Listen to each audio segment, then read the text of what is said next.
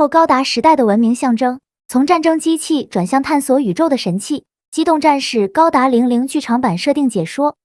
机体型号 GNW100A 前兆式是在即将到来对话时刻这一历史事件之后的50年，由地球联邦开发用于进行外宇宙探索的机型。与之前投入的各型机动战士不同，前兆式从定位上不再是用于进行战争的机器，而是作为工程装载机来专门用于进行外宇宙的探索工作。所以在前兆式身上没有装备任何武器系统用于进行战斗，其所携带的装备都是为探索和科研服务，而这些工具就都集中在了2个手臂上的收纳盒里。机体的手腕结构为了方便使用这些工具进行作业，在结构上也发生了比较大的变化，不过整体而言还是仿人类的5指手腕结构。而在防护上，前兆式仍旧使用了以碳钢打造的装甲，以便应对在宇宙中进行探索时可能会遭遇到的各种极端环境。当然，除了应对极端环境之外，要进行远距离的宇宙探索航行，最核心的问题还是在动力上，也就是需要足够多的能量来满足远距离航行的消耗，所以很自然的就选择了太阳炉作为动力。可以很清晰的看到，在机体后背安装了一个圆锥形状的太阳炉推进器，这个跟第3代高达背后的太阳炉推进器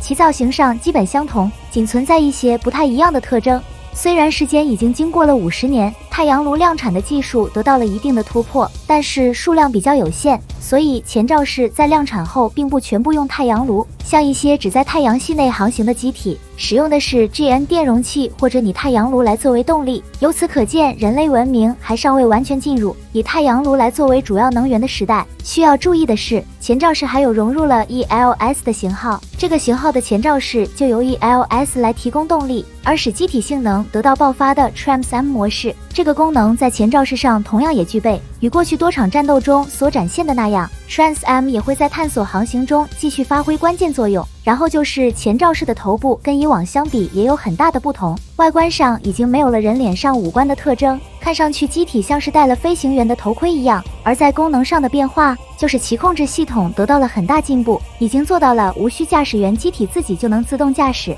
就像是 AI 一样，对驾驶员下达的指令做到了高度理解，使得整个过程依据指令就能进行自主行动，不再需要人员进行干预。不过驾驶舱的操纵感仍有保留，必要时驾驶员仍能通过手动操作的方式来控制机体。同时，控制系统的提升还带来的另一个变化，那就是机体身上省去了众多控制 GN 粒子的天线，原先控制 GN 粒子的功能都融入到机体身上，包括头上通讯用的微型天线等等也是如此。这就使得前兆式相比以往的机型简洁了不少。除了本身控制系统的进步之外，前兆式在融入了 ELS 后，还衍生出了由 ELS 控制的机型，与有人驾驶的前兆式产生了类别上的划分。接着就是前兆式还具备有量子跃迁功能，这个可以说是前兆式进行宇宙探索最为关键的核心能力。这个能力虽然早在50年前由当时刹那负责驾驶的双欧看已经成功实现，但还没有达到成熟应用的地步，因为刹那早已驾驶双欧看前往了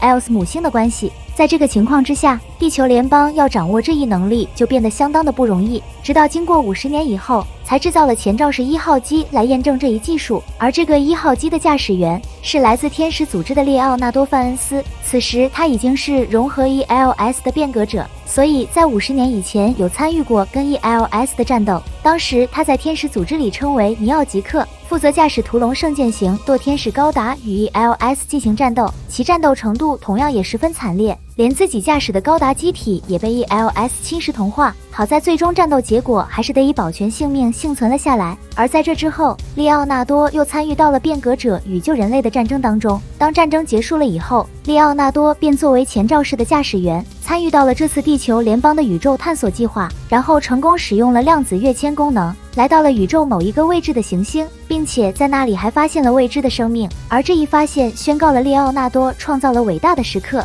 当时还有前兆式2号机也伴随着1号机来到了这个未知的行星，于是就拍下了这一张1号机到达未知行星的场面。这个场面就像过去人类第一次登月时的那样，前兆式登上未知行星的这一小步，就象征了人类向星际文明前进的一大步。这一刻背后的历史意义，使得前兆式所爆发出的能量，可以说完全不在于以往拥有战斗能力的高达之下。而接下来，地球联邦便为这一发现开启了深空探索计划，通过组织更大规模的力量，前往这个未知的行星来获取更多发现，于是专门开发了可以搭载前兆式的深空探测宇宙飞船。该型宇宙飞船计划建造2艘，其中1号舰在建造好后就命名了黄号，来纪念天人组织的战术预报师黄里诺瑞加，而2号舰则命名为提耶利亚号，也是纪念来自天人组织的准变革者提耶利亚厄德。由此可见，地球联邦已经认可了天人组织的正面作用，也就意味着天人组织的历史作用通过传名得到了肯定。不过这2艘探索飞船其他的信息极少，根据目前已知的信息来看，1号舰黄号的动力装置使用的也是太阳炉，并且装备了类似双欧 Razer 使用的量子跃迁系统，同样具备有进行量子跃迁的能力。这样黄号就跟前兆式一样，依靠量子跃迁就可以进行超远距离的深空航行。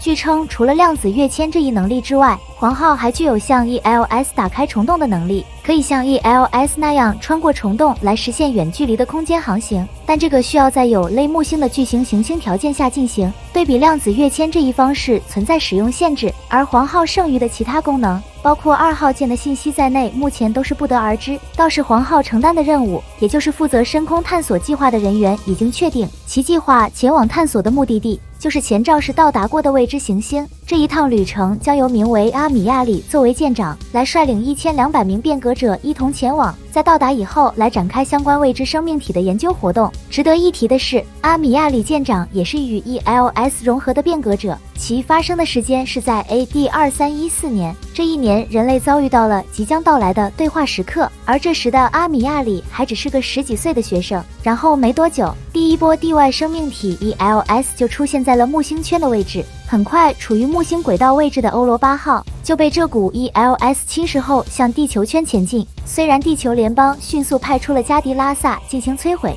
但是并没有将 ELS 全部消灭干净，使得 ELS 通过残骸掉入到了地球上。很快，这股地外生命体 ELS 继续展开侵蚀，在地球上很多地方引发了重大事件，而阿米亚里便是这些重大事件当中的受害者之一。在他被发现的时候，他的半个身子已被地外生命体 ELS 侵蚀，其被侵蚀后的模样看起来令人十分的惊悚，一度处于生命垂危的状态。同时在这个过程当中，他还觉醒成为了变革者，直到刹那成功与 ELS 完成了对话，达成互相了解，阿米亚里这才摆脱了生命危险，就这样成为了首批与 ELS 融合的变革者。虽然时间已经过去了50年，但得益于变革者的衰老速度要比普通人的慢，使得他现在的身体状态只处于20多岁的样子。因而黄号这个要几十年为周期的深空探索任务，也只有阿米亚里为代表的变革者才适合担任。相信在阿米亚里的带领下，将会为人类带来更多发现，从而给予人类文明的发展更多机遇。